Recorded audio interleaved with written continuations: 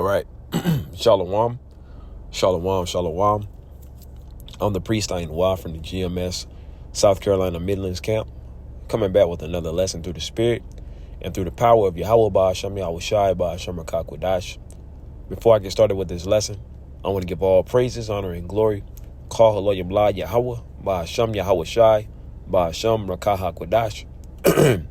Secondly, of course, I want to give double honors to my apostles and to my elders of Great Millstone that rule well, which taught me this truth, who are the true leaders of Israel today. And also peace, love, blessings, and salutations to the elect, man. All right, shalom. And, I just want to go into Isaiah, the 14th chapter, and bring out a few precepts. We're in that time to where ultimately the Lord, the Lord is getting ready to deliver us, man. And in order for us to be delivered, all of our competition, all of our enemies, they got to be put down, man. Okay, and our chief number one enemy is Esau, Edom. And right now the Lord is in the process of, taking down our enemies, man. Okay. And as a matter of fact, let me go ahead and start right here in verse 1. I got a couple of precepts lined up as well. So Lord willing, this lesson be edifying. Isaiah 14:1. For the Lord Yahweh will have mercy on Jacob and will yet choose Israel. Yeah, all 12 tribes of Israel. Because you got to remember that the Lord, he made a covenant with Israel. He gave his laws, statutes, and commandments unto us, the children of Israel. Okay, so the Lord is only dealing with the Israelites. All right. He's not dealing with all people. He's not dealing with, every nation of people, every nationality of people, man. OK. Or you can use the word race. He's not dealing with all races of people. He's only dealing with the children of Israel, you so-called Negroes, Latinos, Hispanics, and Native Americans, man. OK. And the Israelite foreigners as well, as it's going to state. It says, and set them their own land. So that's proof that those small hatters over there that's in the land of Israel, they are imposters. They're phonies. They're fakes. They're not the real children of Israel. OK. The Lord didn't say anything about signing a piece of paper called the Balfour Declaration. And that's going to be how we got our land. No, it's telling you right here. The Lord is saying that he's going to set us. He's going to physically set us back in our homeland. Okay. And the strangers shall be joined with them, and they shall cleave to the house of Jacob. Now, when you go into this word stranger, it goes into Israelite foreigners. The word is gar. Get right to the point. Of foreigners in Israel, though conceded rights. The point is foreigners of Israel. Okay.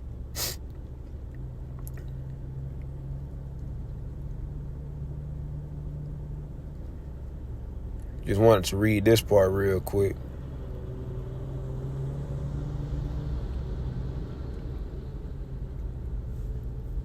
So this is what is it? The Chaldee lexicon? Yeah. So this is the Hebrew Chaldee lexicon. So it says a sojourner, stranger, foreigner, a person living out of his own country, right? So because that's where that whole misconception of Gentiles come into play. People not knowing, when the word Gentile, they're not actually looking at the context the word Gentile is being used, right? Because you have two sets of Gentiles. Okay, you have natural Gentiles, which are the actual heathens, the non-Israelite nations. And then you have Gentiles that the scriptures are speaking about, Israelite foreigners, Israelites who are in a Gentile state of mind. They're following the ways of the heathen. Going back to the Greek, when you go back to the Greek captivity during the time of the Hellenization period, that's when ultimately we had to, fall away from knowing who we are. pretty much following the customs of the heathen. You had these Edomites that wouldn't allow us to pray to our power. And you can go into the history of it. I'm not getting too deep in it. Just bringing that, bringing it all into perspective. When it comes to Gentiles, it's two sets of Gentiles. So you got to understand the context. When it comes to the scripture, you actually got to study and read and go into words. You got to put in work, man. Okay, you really got to be a scholar of this thing. You got to understand secular history. Okay, so on and so forth. That's another reason why they took the Apocrypha out of the Bible. Okay, when you get a original 1611 King James Bible, the Apocrypha is still in there, but they took it out because of the Greek captivity. They wanted to try to erase that from memory, man. Okay, they wanted to separate that from the Bible because that's a key indicator of who the Edomites are. Because during the time of the Greeks, the Romans, those are Edomites, man. Okay. Like I said, not to get too deep into it, but it says, foreigner, a person living out of his own country. A stranger, let's see.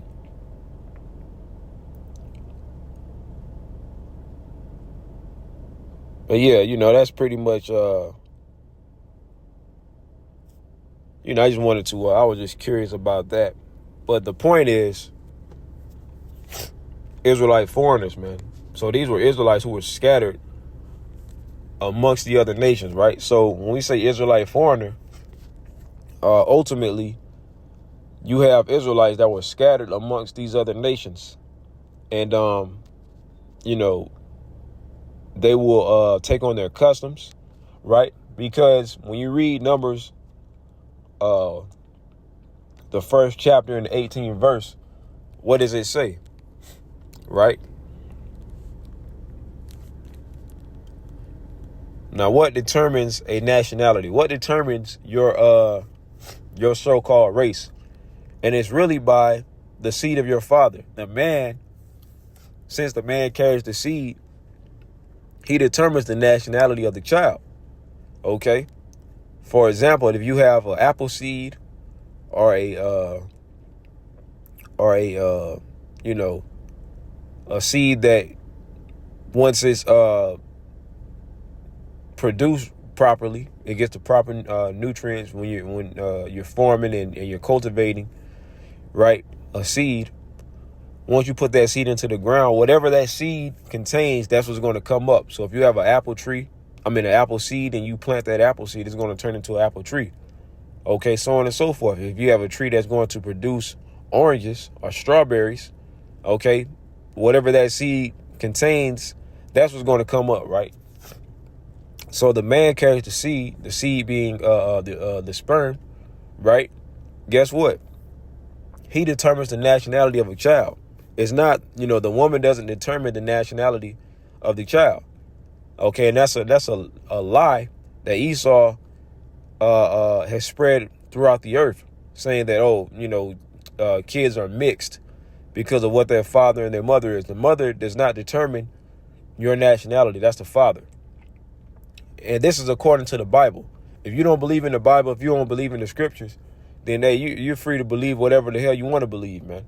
Okay, but if you call yourself following the Bible, right? You call yourself believing in the Bible. Well, this is out of the Bible. Okay. Numbers 1:18, and they assembled all the congregation together on the first day of the second month, and they declared their pedigrees. And what is pedigrees? Your line, okay, your lineage.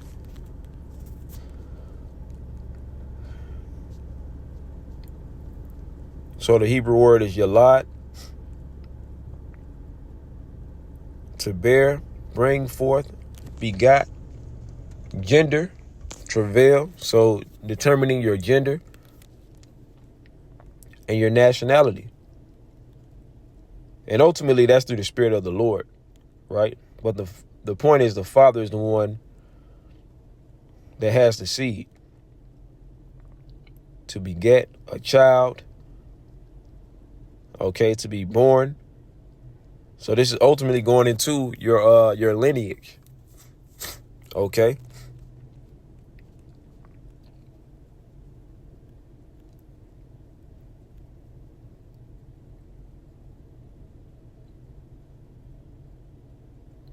Yeah. To bring forth, to bear.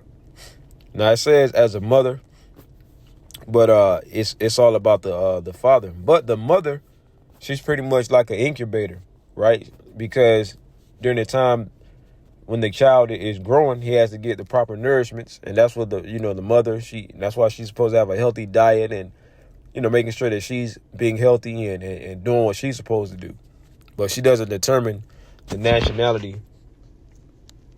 That's the father's job. All right. So, and they declared their pedigrees after their families. As a matter of fact, let's do this. Let's type in pedigree right here.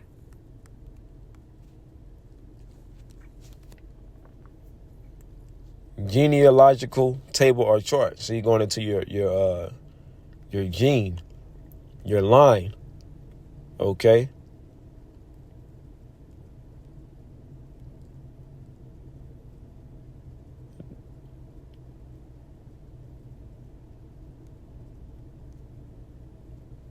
Yeah, they talking about birds and footprints. I don't know what they talking about, but yeah, they're talking about cranes and stuff like that. I don't.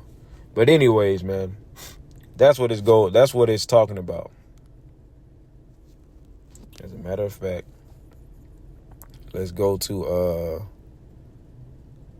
Google, and let's get the Google definition.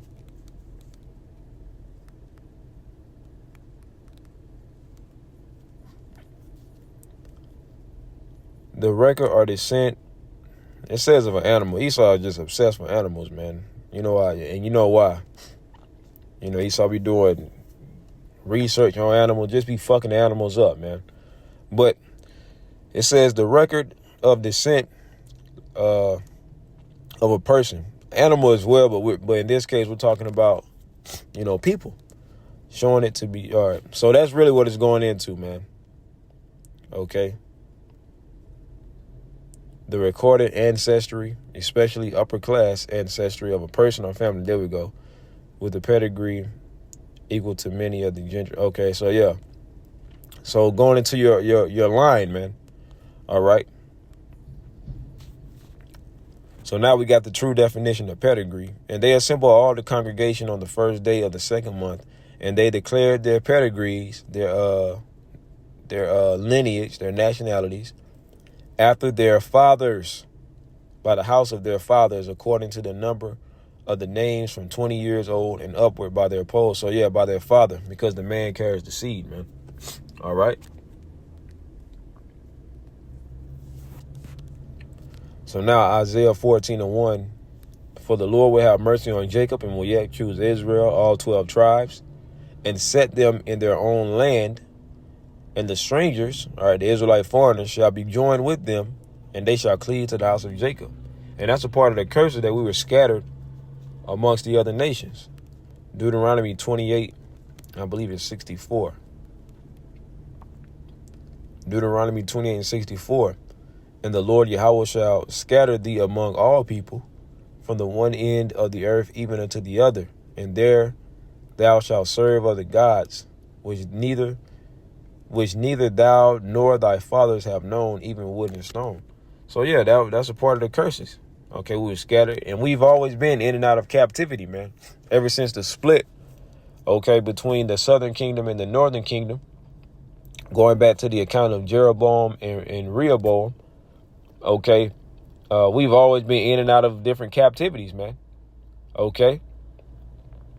You got to think about, we went into the Egyptian captivity. The Hamites had us in captivity. Moab, Ammon, they've had us in captivity. Japhet.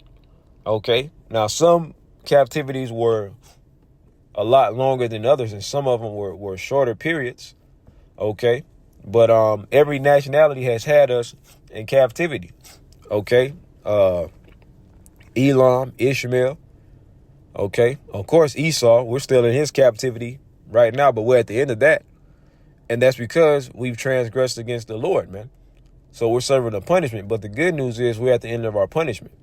Okay, so that's why it says, for the Lord will have mercy on Jacob and yet choose Israel. So the Lord has always, we have always been the Lord's people, and that's not going to change. Okay, so the Lord is getting ready to finally deliver us in out of our final captivity, and he's about to give us the kingdom. We're about to finally enter into our rest, our eternal rest. Okay, when we come into power.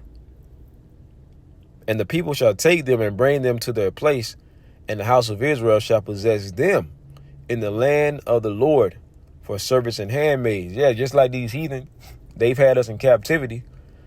Well, it's only right that the Lord is going to give all the heathen over unto us, and we're going to have them, and we're going to rule over them, have dominion and dominate them in righteousness, man.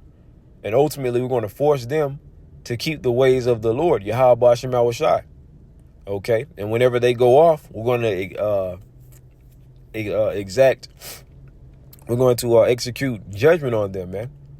Okay, and for 1,000-year period, we're going to have all the nations in hardcore captivity, and at the end of that 1,000 years, we're going to give the nations their own lands and set them where we want them to be at, and they're going to have their own. But when it comes to the Edomites, they're going to be done away with. Okay, and I'll get the scriptures, Lord willing. But I kind of want to get through this. It says, and they shall take them captives, whose captives they were, and they shall rule over their oppressor. Yeah, just like these nations had us in captivity, we're going to have them in captivity and rule over them. You see, and that's justice. That's what true justice is, man. Okay. Jeremiah 30:16. Therefore, all they that devour thee shall be devoured, and all thine adversaries, every one of them, shall go into captivity. Who they gonna go into captivity under? Underneath us. And they that spoil thee shall be a spoil, and all they that prey upon thee will I give for a prey. You see that?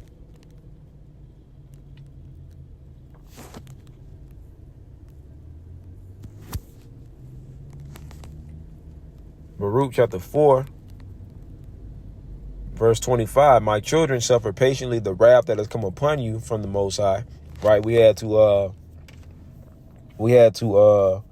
go into captivity because we transgressed the ways of the Lord.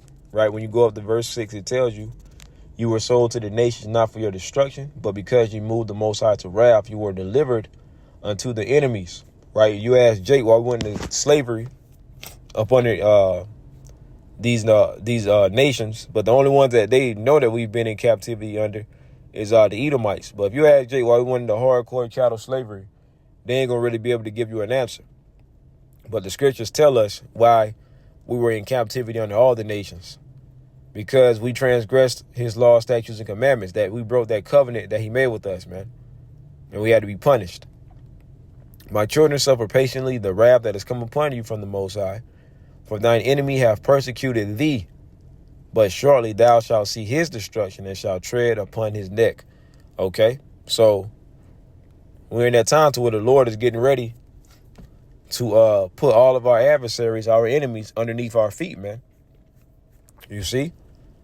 Therefore, all they that devour thee shall be devoured, and all thine adversaries, every one of them shall go into captivity. And they that spoil thee shall be a spoil, and all that prey upon thee will I give for a prey. You see that?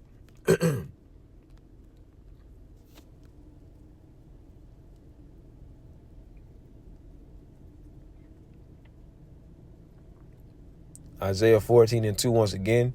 And the people shall take them and bring them to their place, and the house of Israel shall possess them in the land of the Lord Yahweh. So we're going to have servants. We're going to have slaves for servants and handmaids. And this is going to happen in the kingdom. So yes, it's going to be slavery in the kingdom. We're going to have the nations underneath our feet when we come into our glory. And that's when you're blessed. when you got slaves, when you got servants, motherfuckers that's going to work for you, you ain't got to do no work. We ain't going to do no work in the kingdom. They're going to build our kingdom up just as we had to build up their kingdoms. You see? And they shall take them captives whose captives they were, and they shall rule over their oppressors. And it shall come to pass in the day that the Lord Yahweh, Ba'ashem Yahushai, shall give thee rest from thy sorrow. So we're about to enter into our eternal rest. And from thy fear, we ain't gonna have no fears, no worries. And from the hard bondage wherein thou was made to serve. You see that? If we go back to Jeremiah 30 and 17, what does it say? For I will restore health unto thee, and I will heal thee of thy wounds, saith the Lord Yahweh, because they called thee an outcast, saying, this is Zion, whom no man seeketh after. So yeah, they took advantage of us when we fell away from our power. Okay. So they're gonna have to pay for that.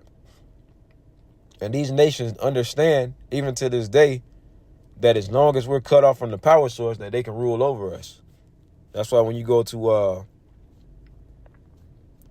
Psalms 83, let's start at verse 2. For lo, thine enemies make a tumult, and they that hate thee have lifted up the head. They have taken crafty counsel against thy people, and consulted against thy hidden ones. They have said, come and let us cut them off from being a nation, that the name of Israel may be no more in remembrance. Okay. For they have consulted together with one consent. They are confederate against thee. Then it goes into the nations, right? All of these nations, when you see they have these summit meetings, these Bilderberg meetings, what else? What is it called? Like the G40 summits and all of that stuff. When they have these meetings, okay, what do you think they're talking about? What do you think they're discussing on how they're going to keep us cut off from the power source so that they can continue to rule over us? When you go to Judith, the 5th chapter, it goes into the account of they know when we're on good terms with our power that they can't do anything to us. But when we're cut off from the power source, they understand that they can rule over us. Judah 5 and 20. Now, therefore, my Lord and governor, if there be any error against this people, speaking about us, the Israelites, and they sin against their power, let us consider that this shall be their ruin, and let us go up, and we shall overcome them. You see, so they know that whenever we're not on good terms with our Lord, they know that whenever,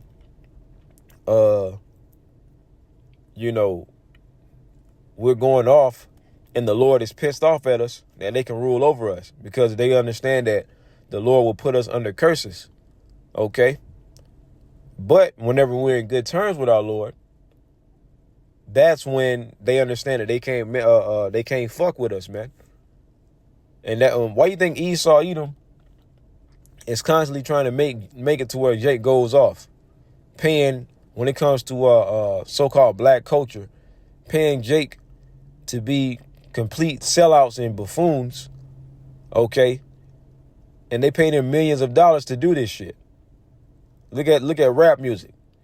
That shit is destruction towards our people, and they pay these idiots millions of dollars to be complete assholes and to be buffoons, man.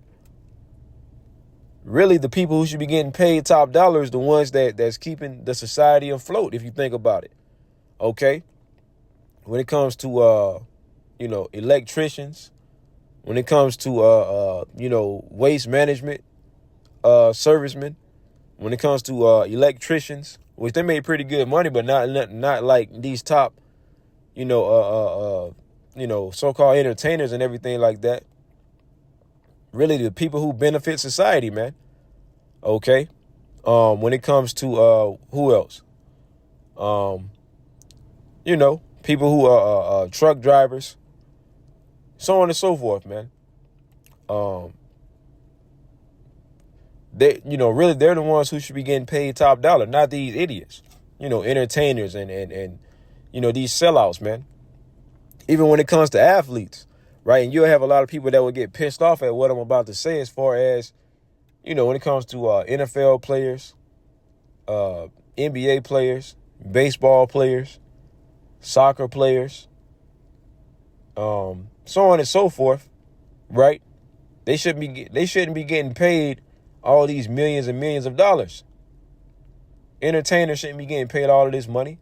Yeah, they work hard, right? And they deserve to be compensated for their hard work, training their bodies and so on and so forth.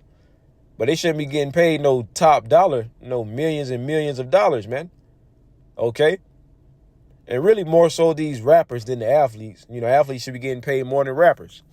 Because rappers, they're terrible. They shouldn't be getting paid that much money, man. It's now they were making positive music. Okay, cool. But even then, man. But Esau does this first and foremost to for his bread and circus and to entertain, to keep people distracted. But to make Jake, to give Jake hope, because we're up under the curses, man. So yeah, we suffer having to be in the hoods and the reses, okay, and so on and so forth, right? And Esau paints that picture to where the only way we can get out of these certain situations is they give us these rappers to look up to idolize, okay? And they give them all these top dollars, and they'll say, oh, well, if we can make it, y'all can make it. And that gives Jake hope that they can make it up out of, these bad situations if they be like these rappers. Jake, they'll say, if I can be a rapper and have a great rap career, I can get out of the hood. I can, provide. If I be a athlete or entertainer, right? And that's what they push upon Jake. But these rappers, these entertainers, they're sellouts. They're not following the ways of the Lord. They're actually doing the opposite. They're actually pissing off the Lord by going off, and they promote it. And see, that's why Esau pays them top dollar, because this goes into them keeping us cut off from the power source. But the water to Yahweh Shema Shai, that he has the remnant. Okay. And now you're seeing Israel awaken in righteousness, man. All of this was prophesied, you see. Let me finish this out. Verse 21, but if there be no iniquity in their nation, let my Lord now pass by, lest their Lord defend them. See, and the Lord is going to defend the true believers, man, that remnant. Okay.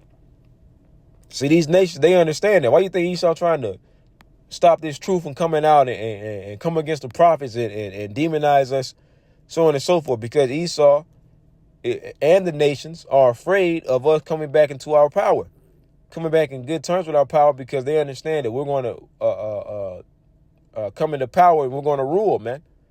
You see? And it's going to happen anyways, man. Lest their Lord defend them and their power be for them, and we become a reproach before all the world, you see? So these nations know what's going on, man. Now let's go back to Isaiah 14, which I ain't going to drag it out too much longer. I was on verse 3. And it shall come to pass in the day that the Lord Yahweh shall give thee rest from thy sorrow and from thy fear and from the hard bondage wherein thou was made to serve. And that's what the Lord is doing, like I just read in Jeremiah 30 and 17.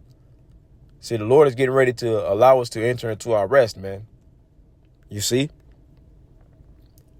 That thou shalt take up this proverb against the king of Babylon. Okay, and the current king of Babylon is Esau Edom. Okay, the so-called white man, the so-called white race, the so-called elite, man. Okay, so the Lord is in the process of taking these devils down, man. You see? That thou shalt take up this proverb against the king of Babylon and say, how hath the oppressor ceased, the golden city ceased? See, the Lord is bringing plagues to this place. The Lord is in the process of taking this place down. When you read 2nd Esdras 15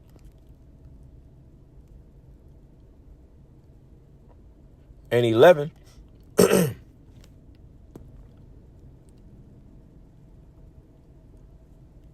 gonna get to the point. 2nd Esdras 15 and 11. But I will bring them with a mighty hand and a stretched out arm, and smite Egypt with plagues as before, and will destroy the land thereof. And the Lord is bringing these plagues back, man. You got these so-called ancient diseases that was supposed to be done away with or whatever, like the bubonic plague. They're calling it the plague, and it's cases that's over here in the United States, man. And it's going to spread. That major pandemic is about to take place because that's a part of the curses. You see? Just like in ancient Egypt. And this is modern day Egypt, man. So the Lord is bringing these plagues once again. Egypt shall mourn, and the foundation of it shall be smitten with the plague and punishment that the Most High shall bring upon it. And this is how this place is going out, man. So that's going to aid in taking it in Babylon being destroyed. Of course, you know, with the monetary system being destroyed, the economy collapsing. Okay, that's how this place. The Lord is in the process of taking this place out. The Lord Yahweh have broken the staff of the wicked and the scepter of the ruler. So the Lord is about to break the strength of these devils, man. You see? And that's how they're going out. And I'm going to just get to the points. Isaiah 14 and 11.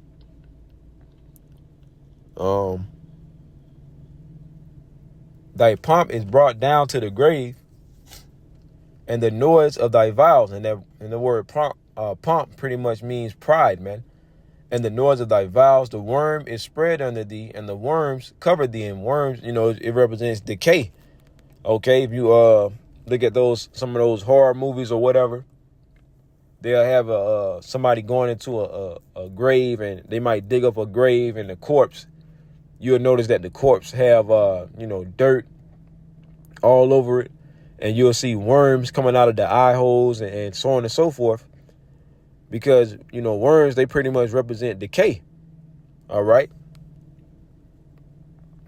It says, and the worms covered thee. How art thou fallen from heaven, O Lucifer, son of the morning? And Lucifer just means light bearer. That's why these elites call themselves the Illuminati, because they believe they have the light. But they don't have the true light, man. We are the children of the light. We have the true wisdom, knowledge, and understanding. Okay. How art thou cut down to the ground, which didst weaken the nations? For thou hast said in thine heart, I will ascend into heaven. I will exalt my throne above the stars of the Most High. I will sit also upon the mount of the congregation in the sides of the north. See, Esau is that God complex. Esau is trying to be the Most High. But see, the Lord is going to bring him down and show everybody that he's just a mere mortal man. I will ascend above the heights of the clouds. I will be like the Most High, you see. Yet thou shalt be brought down to hell, to the sides of the pit. You see that? See, the Lord is getting ready to take these devils out, man, and their whole lineage. Prepare slaughter for his children for the iniquity of their fathers, that they do not rise nor possess the land, nor fill the face of the world with cities.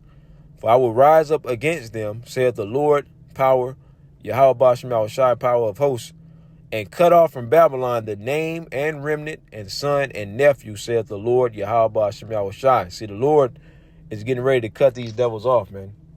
I'm going to end off on this. Obadiah 1 and 18.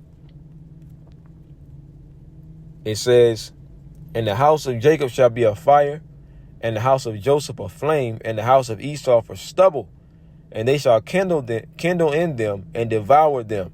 And there shall not be any remaining of the house of Esau, for the Lord Yahweh have spoken it. You see? So they're going to be completely cut off. And this is going to be after that 1,000-year period of them serving captivity underneath us, the Israelites. And at the end of that 1,000-year period, we're going to round them up, and they're going to be burned up, man. That's why it says in the house of Esau for stubble. If you go into stubble, that's what's used to keep a fire going. I'm just curious to see what the definition is for stubble real quick. Ka'ash, stubble, chaff. Let's see. Straw. Okay, like you know, you can use these certain things to keep a fire going. I'm curious. Let's see if we can find a better definition for stubble. Stumps of grain stalks left in the ground after reaping. Okay, pretty much what keeps a fire going, man. Okay, but yeah, man, that's pretty much all I had. There's so many other scriptures that I could bring out, but I feel like the point was made. Abaratazah, man. You know, Lord willing, this lesson was edifying, and we do this to edify, you know, the elect, man. Okay, and Lord willing, like I said, this lesson was edifying, man. I want to give all praises, honor, and glory to Yahweh Ba'ashem, Yahweh Shai Ba'ashem, Bakakodash. Double honors to my apostles and to my elders of great millstone that rule well, which taught me this truth for the true leaders of Israel today, and also peace, love, blessings, and salutations unto the elect. Shalom to the elect. Shalom.